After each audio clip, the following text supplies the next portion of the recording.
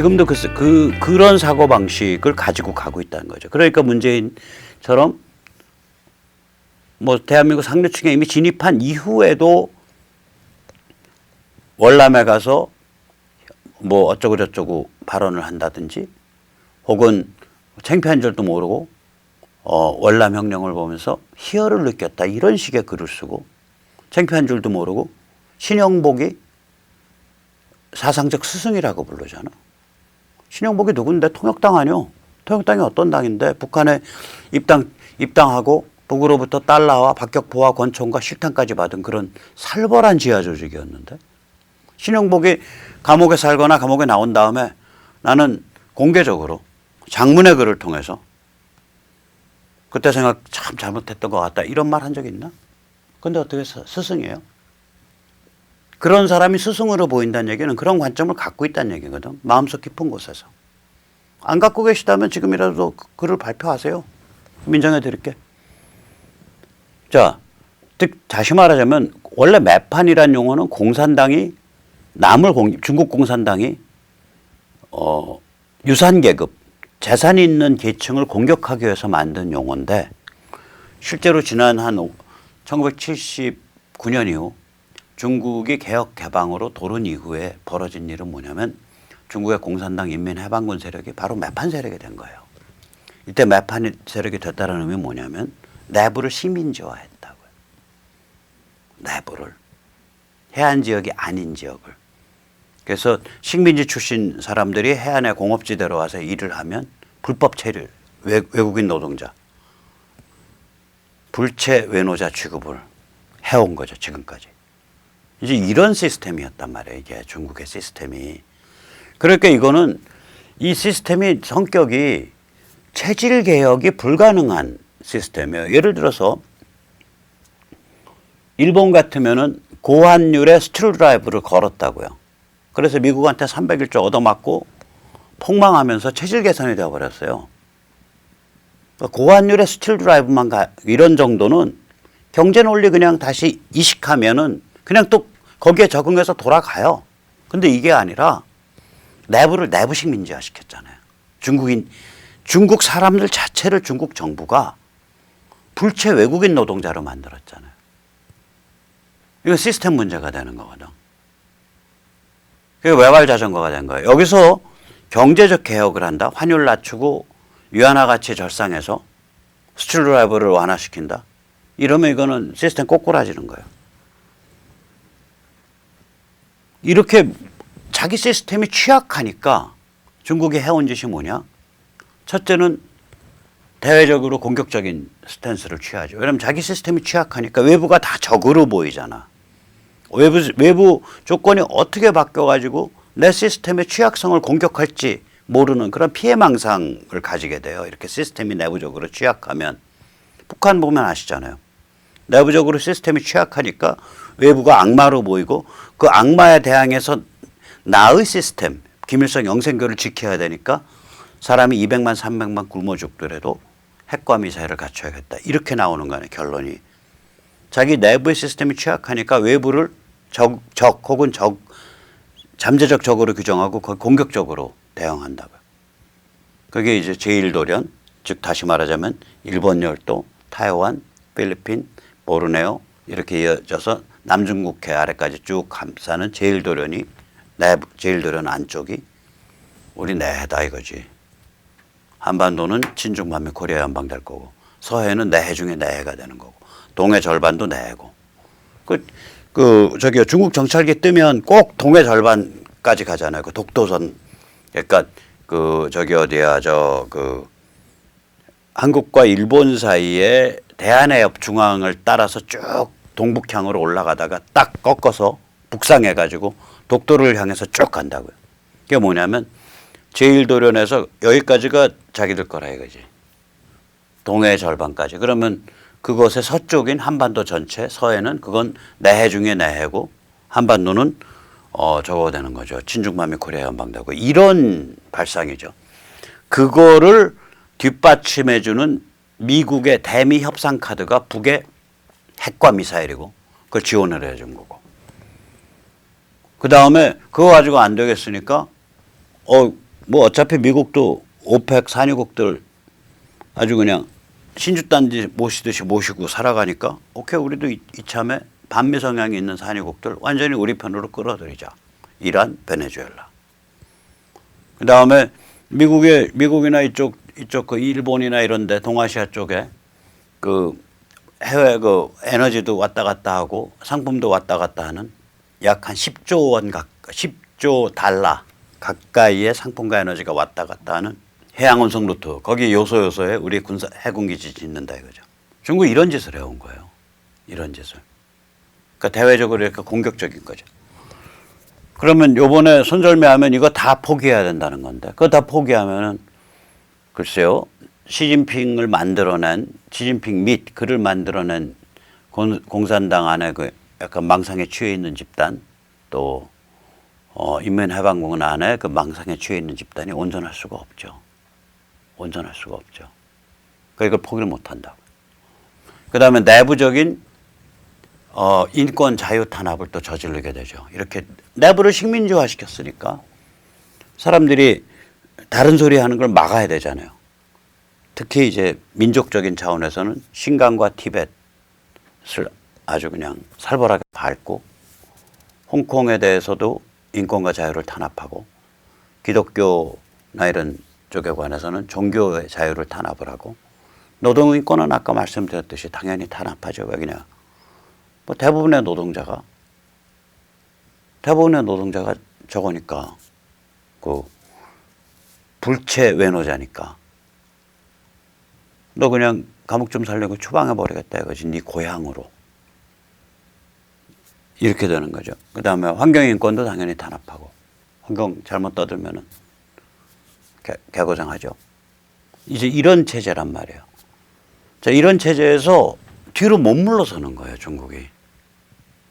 그러면 어떻게 되냐? 우물쭈물하면서 골로 가는 거죠. 우물쭈물하면서 골로 가는 거예요. 어떻게 골로 가냐? 일단 경기 침체는 이미 와 있고요. 경기 침체 속에서 외환위기가 온단 말이에요. 외환위기가 왜냐? 기업들, 은행들이 외국에서 달러 표시 채권을 들여왔다고요. 차관을 들여왔다고요. 앞으로 30개월 동안 뭐 우리 돈으로 하면 3천조 원 정도 갚아야 돼요. 3천조 원. 그러니까 대한민국 예산 지금 문재인이 통도 크게 500조 이상 이번에 냈는데 내년 예산을 그렇게 준비하고 있는데 그거의 6배를 갚아야 돼요. 30개월 안에. 그래서 이제 이게 외환위기가 오고 있단 말이죠. 이거 어디서 드러나냐? 제가 말씀드렸지만 중국 거대 은행이 달러 표시 채권보다 달러 표시 채무가 많아졌어요. 이게 뭐냐? 기업이 달러로 돈을 못 갚으니까 기업한테 위안화로 채권을 확보하고 기업 돈을 은행이 갖고 있던 달러로 갚아준 거예요. 그러면 은행의 달러 보유, 달러 자산은 줄어들고 위안화 채권만 늘어난 거죠. 이런 일이 반복된 거라고요, 최근에. 그래서 중국의 뭐 이 국제금융시장에 상장되어 있는 거대 은행들 여기가 다 이제 지난 한 1, 2년 사이에 불과 1, 2년 사이에 아주 개박살이 나갔고 달러 표시 채권이 달러 표시 채무보다 작아졌습니다. 한 2년 전에 전부 많았거든요. 그럼 이렇게 외환위기 오면 어떻게 되겠어요? 미국 국채를 매각한다고요. 미국의 국채, 그러니까 미국의 재무성이 발행한 미국 국채를 중국이 그건 이제 샀다 팔았다 하니까 맥스 사면 한 3조치 살 수 있는데 1조 좀 넘게 갖고 있다 그래요. 왜냐하면 중국 외환 보유고가 3조 달러 정도 되니까 그중에 이제 캐시나 다른 걸로 갖고 있는 게 한 2조 되고 미국 국채로 갖고 있는 게 1조 얼마 된다 그러더라고요. 그걸 이제 매각을 하게 된다고요. 빚에 쫓기면. 그러니까 외환위기가 줄어들면. 그러면 아무튼 중국의 포렉스라 그러죠. 외환보유고 거기엔 미국 국채 채권 포함됩니다. 중국의 외환보유고가 줄어들면 위안화 가치가 폭락합니다. 그런데 아까 고환율 중국이 고환율 저평가 정책을 써왔다. 오케이, 위안화 가치 폭락해서 저평가되면 좋겠네. 수출 잘 되겠네. 그것도 어느 수준 안에서 들어올 때죠. 그 수준 바운더리가 그 임계치 바운더리가 약 7위안 됩니다. 달러당. 지금 6.9위안 넘어나가고 있거든요. 이 바깥으로 튀어나가 버리면 이게 통제불능돼요. 폭락하는 거예요. 그러면 지금까지 인플레 막아왔는데 그 인플레 막는 방법도 내부식 민지로 안 통하게 된다는 얘기예요. 그러면 어떻게 되나요? 경기 침체 인플레가 맞물려요. 내부적으로. 스태그플레이션이에요. 원래요. 경기가 침체되면 물가가 잡혀야 되고요. 우리 지금 바깥에서는 인플레 그 환율로만 치면 인플레 요인이 굉장히 많은데 물가는 안 오르고 있거든요. 이게 왜 그러면 경기가 침체돼 있어서 그래요. 그게 원래 시장 논리예요. 그래서 이제 나름 거기서 개고생하면서 적응할 수가 있는 거라고요. 근데 경기는 침체돼 있는데 물가가 오른다? 여러분 이제 사람 잡는 거예요. 진짜로 잡는 거예요, 이거는. 경기 침체와 인플레 이걸 두 개가 결합한 스태그플레이션인데요. 경제에서는 경기 침체 인플레 벌어지는 거고요. 안으로는. 바깥으로는 외환위기가 진행되는 거예요. 이런 현상 온다고요, 이제. 그러니까 중국이 저도 이거 잘 뭐라고 말을 못 하겠는데 중국이 골로 가고 있는 거예요. 중국이 골로 가고 이러면 골로 가겠다. 이게 일본 같았으면 미국한테 당했을 때 슈퍼 300일주로 미국한테 당했을 때 그때 딱 뭐가 잡힌 거냐면 환율 조작이란 말이에요. 그러면 고환율이 저환율로 바뀌고 다시 말하면 일본 엔화 가치의 저평가가 고평가로 바뀌면서 경제 몸살했지만 결국은 적응한다고요. 그거는. 왜냐하면 순수 경제 논리로 그건 가능해져요.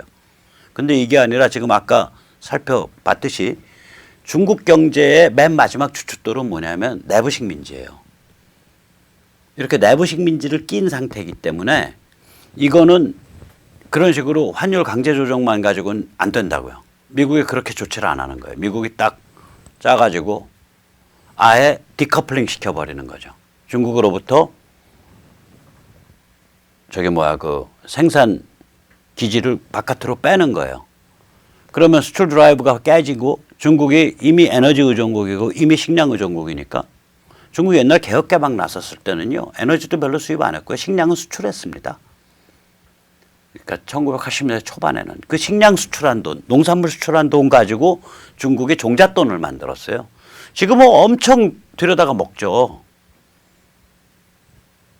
거기다 그 상류층은 뭐 사치가 이루 말할 데가 없죠. 전 세계의 와인은 중국 때문에 와인값이 올랐어요. 중국에서 와인 바람 불기 전에는요. 세계의 와이너리라 그러죠. 포도 농장 있고 거기에서 이제 그 포도주 빚는 그 시설이 있는 곳을 와이너리라 그러잖아요. 예를 들어서 샌프란시스코의 나파밸리 그럼 세계 최고의 와이너리로 꼽히잖아요. 미국에 사업하는 사람들, 좀 운치 있는 사람들의 꿈이 대박 쳐서 나 60 이전에 목돈 만들어서 나파밸리에 있는 한 100억, 200억짜리 와이너리 하나 조그만 거 사서 거기서 오손도손 살겠다 가족이랑. 이게 그 사람들 로망 아니에요. 미국 사람들, 사업하는 사람들. 그 와이너리가 중국 사람들이 저거 먹기 전에는요. 와인 먹기 전에는 그 전 세계의 와이너리가 거의 바닥 시세였었어요. 바닥. 나가면 그냥 헐값 주면 샀어요. 뭐 그리스에 있는 와이너리, 뭐 오스트리아에 있는 와이너리. 그러다가 중국 사람들이 와인을 홀짝거리기 시작하니까 상류층이 와인값이 그냥 왕창 뛰고 와인값이 뛰니까 어떻게 돼요? 와이너리 값도 다 뛰죠. 그 포도주 농장 값도. 그러니까 이 사람들이 이런 식의 내부식 민지를 해가지고 거기서 나온 부를 가지고 흥청망청거리고 써왔기 때문에 이런 구조여서 이 내부식 민지가 작동하지 않게 하는 게 뭐였어요, 결국. 그 사람들의 수출이 작동하지 못하게. 그 사람들이 전 세계의 제조업 기지로서 작동하지 못하게 딱 틀을 짜버리면 이게 안으로 그냥 말려서 붕괴한다고요. 이게 비정상적인 데가 너무 많아서. 지금 그렇게 틀이 짜일 거예요. 그러니까 트럼프가 아까 한 말 무시무시한 얘기라고요. 10개월쯤 지나니까 중국에서 생산해오던 업체들이 베트남과 인도로 옮겨가고 있다. 제가 10개월 전에 그 말씀 드렸었잖아요. 그런 현상이 일어날 거다. 근데 시간이 좀 들 거다. 근데 작은 기업들은 금방금방 옮겨가요. 뭐 공장 라인이라는 게 별게 없으니까. 근데 이제 그게 한번 옮겨가려면 그 인프라가 같이 옮겨가줘야 되거든. 예를 들어서 플라스틱 사출 공장이 옮겨가려면 금형 공장이 옮겨가야 되고 금형 기술자가 옮겨가야 되고 그 다음에 그 금형을 만드는 여러 가지 종류의 쇠를 공급하는 그런 그 원자재, 쇠, 그러니까 특수 철 공급하는 쇠덩어리들 이만한 거 이거 공급하는 데가 옮겨가야 되고 그 다음에 또 그 금형 플라스틱 사출할 때 들어가는 그 레이진이라 그래요. 송진할 때 레이진인데 그 쌀알만하게 생긴 플라스틱 쪼가리들이에요. 그걸 녹여가지고 이제 그 녹은 플라스틱 물을 금형 속에 쏘는 거거든요. 금형 틀 속에. 그 레이진이 뭐 그게 색깔별, 재질별, 모별, 뭐 성능별 해서 그게 한두 종류겠냐고요. 수백 수천 종인데 그걸 또 잔뜩 재고로 걸머지고 있는 레이진 공급업체가 또 옮겨가야 되잖아요. 그러니까 어떤 한 산업이 옮겨갈 때는 이게 줄줄이 옮겨가는 거예요. 그 전에 이제 금형이 원래 첨단 기술이었단 말이에요. 그 전엔 정밀 가공 기술이고. 그러니까 일본이 금형의 선두주자 중에 하나죠. 금형 사출에. 그러다 그걸 저희가 언제 넘겨받았나? 대한민국으로 넘겨온 게 1970년대, 80년대에 넘겨왔죠. 그때 일본 사람들이 욕심 안 내고 엄청 넘겨줬어요. 그래서 거기서 금형을 배워서 저희가 그때는 금형 공장 만들고 금형 기술 칠 줄 알고 금형 깎을 줄 알고 그러면 잘 살았습니다. 그러다가 그게 저희가 타산이 안 맞기 시작해서 그게 1990년대에 중국으로 다 넘어갔죠. 그 지금 전 세계 최강의 플라스틱 사출 금형 단지가 어디냐? 심천 동관입니다. 거기가 광동성. 그럼 이게 이제 예를 들면 뭐 이제 베트남이나 혹은 인도의 뭐 뭄바이로 온단 말이에요. 그러려면 이게 통째로 이렇게 오려면 시간이 걸리죠. 이게 글쎄요, 제가 보기에는 굵직굵직한 그 몇 개 산업이 빠져나오는데 들어갈 시간이 지금 10개월 지났는데 앞으로 한 14개월 더 지나면 굉장히 많이 빠져나와요. 이게 결국에 가서 노동집약적인 거기 때문에 그렇게 뭐 큰 무슨 게 없는 거여서 한번 빠져나오면 이게 다 맞물린 산업들이잖아요. 모든 그런 인프라들이. 그러니까 뭐 이런 업체도 있어도 저런 업체도 저런 업체 여러 업체가 맞물려야 돼서 이게 한번 빠져나오면 이제 가속도가 붙죠. 그래서 앞으로 한 14개월에서 한 26개월. 그러니까 만으로 미국이 정확하게 미중 전쟁을 하기 시작한 지, 그러니까 관세를 적용하기 시작한 지 만 2년 내지 만 3년이 지나면은 상당히 허물어져서 바깥으로 빠져나올 거라고요. 그리고 점점 더 그건 세질 거라고요. 이런 일이 벌어지는 겁니다. 자, 이런 일이 벌어지면 북한은 어떤 신세가 되냐? 안전오리가 되죠. 시팅닭. 뒷배인 중국은 시간이 갈수록 무력화되고 지금 중국이 골로 가고 있는 상태니까 뒷배가 골로 가고 있고 자기는 그러니까 중국이란 뒷배가 없으면 그 체제는 유지 불가능한 체제거든요. 그 상태가 지금 오고 있는 거죠. 자, 이 와중에 우리 문재인 대통령님 너무 불쌍하죠. 제가 기억하실지 모르겠는데 문재인 정부가 북한에 식량을 지원하겠다. 그리고 직접 지원하겠다. 이런 신문 보도가 나왔길래 그때 경고했었습니다. 한 달 전쯤 그 이상 되는데 그때 당신들 똑바로 해라.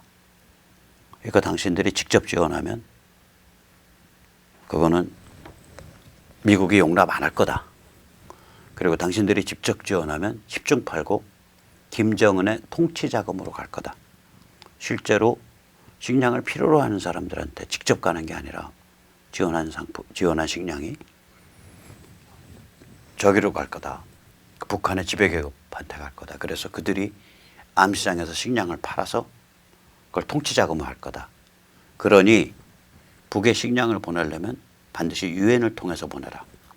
그런데 그때 소문은 그랬어요. 비건이 한참 여기 들어와 있었죠. 얼마 전에. 그때 이 문제를 상의했다는 소문이 들어왔어요. 저는 여기서 보도한 적이 없는데 어쨌거나 결론 어떻게 났냐?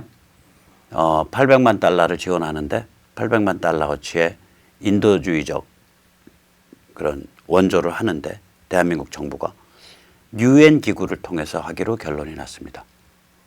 문재인 대통령 착해졌네요. 유니세프, 세계식량기구, 이거 다 유엔 기구들이거든요. 여기를 통해서 800만 달러를 지원하기로 했습니다. 지금 중요한 건 김정은 호주머니에 통치자금 안 들어가게 하는 거거든요. 통치자금은 안 들어가고 암시장은 돌아가게 만들고 그게 핵심입니다. 암시장이 돌아가야 사람들이 안 굶어 죽고요. 통치자금은 안 돌아가니까 김정은의 그 김일성 영생교에 영이 안 쓰는 거예요. 점점 더 그렇게 되는 거예요. 사람들이. 내가 왜 동원해야 되냐, 이거. 내가 왜 가서 출근부 도장 찍어야 되냐. 나 그 시간에 있으면 빨리 1분 1초라도 아껴서 암시장에서 뛰면 내 식구들 쌀 한 톨 더 먹는데, 빵 한 쪼가리 더 먹는데, 니들이 뭔데 나의 생활을 방해하냐. 이렇게 되는 거거든요. 그 전에 소련 봉기할 때요. 그 공산당 탈당하려고, 공산당은 한번 입당하면 탈당이 안 됩니다. 조폭이랑 똑같아요. 조폭이 저기 한번 조직에 들어서면 영원한 조직원이죠. 탈당하려면 죽어서 나가야죠. 혹은 병신이 돼서 식물인간 되면 나가죠. 몸이 병신이 되면 나갑니다. 저는 그 사람을 두고 병신이라고 욕하는 거 아니에요. 우리말은 이상해가지고 요새 병신이란 말이 무슨 인격적 침해, 그 인격적인 깎은 말 같이 들리는데 실제로는 병든 몸, 병신. 몸이 이제 장애가 일어나서 식물인간이 되고 이러면은 나가는 거죠. 조폭 함부로 탈당 못하죠. 탈퇴 못하죠. 마찬가지예요. 공산당도 한 번 들어오면 못 나가요. 그러니까 소련에서 망할 때 무슨 일이 벌어졌냐. 공산당에 속해 있으면 나와라, 뭐 교양한다, 총화한다, 나와라고 불려다니고 행사 불려다니고 골아프거든. 사는데 방해만 되고 도움은 안 돼요, 하나도. 그러니까 무슨 짓을 하냐. 의사랑 짜. 그래서 심신미약 상태가 돼 있음. 치매 상태임. 정신병 초기 상태임. 이 진단서를 끊어요. 뇌물을 주고. 그걸 공산당에 제출해요. 그리고 나서 빠져나오거든요. 똑같아요. 지금 북한 노동당도 그 지경 났다는 거예요. 자, 이 지경이 나 있으니까 우린 절대로 통치자금이 들어가게 하면 안 되는 거예요. 그래서 이번에 저는 인도주의적 지원 좋다 이거야. 단지 그거는 유엔 기구, 국제기구를 통해서 해라. 그럼 국제기구는 이제 북한 당국이랑 이제 승부를 보거든요. 야, 우리가 쌀을 1kg 단위가 아니라 200g, 500g 단위로 포장할 거야. 그리고 이걸 우리가 직접 면이나 리 단위까지 가서 나눠줄 거야, 사람들한테. 그게 이제 그 협상 테이블에 올라가는 주요 주제가 그겁니다. 포장을 어떤 식으로 할 거냐. 그러니까 들고 나와서 암시장에 풀기 어렵게 포장하거든요. 그 다음에 그걸 어떻게 나눠줄 거냐. 그 나눠주는 활동하는 사람들이 어떻게 방방곡곡에 들어갈 거냐. 이런 거가 이제 주요 협상 테이블이에요. 협상 의제예요. 그러니까 협상은 다 유엔 산하기구, 국제기구에 맡겨라 이거예요. 국제 룰에 따라서 해라 이거예요. 우리는 국제기구에 물건만 대면 된다. 그렇게 해라. 제가 그랬잖아요. 한 달 전쯤에 문재인더러. 이 프로그램에서. 당신 그렇게 안 하면 당신 김정은이한테 통치자금 쥐어주는 꼴밖에 안 된다. 그리고 미국 가만히 있지 않을 거다. 잘 됐고요.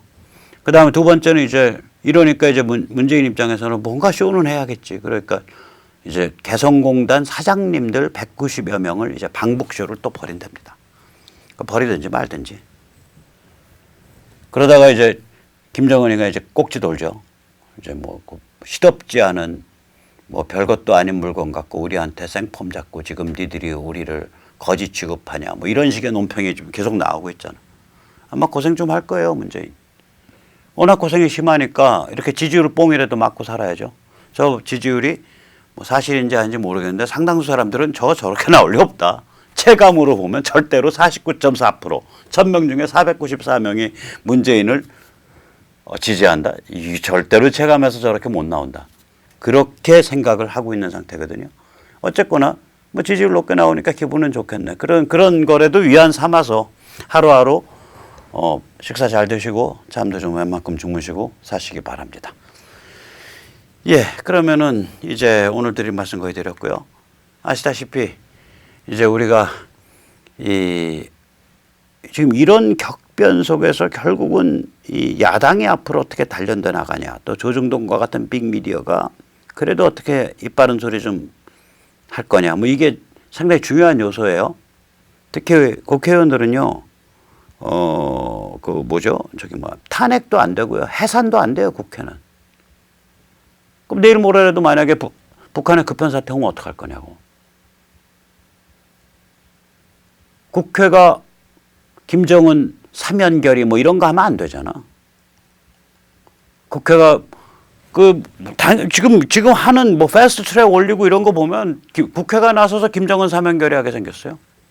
그래서 우리가 이거를 당신들 그 짓 했다가는 골로 간다, 우리가 정치 생명 끊어버리겠다, 이걸 증명하기 위해서 더불어민주당 쪽은 용산의 진영을 타겟팅했고요.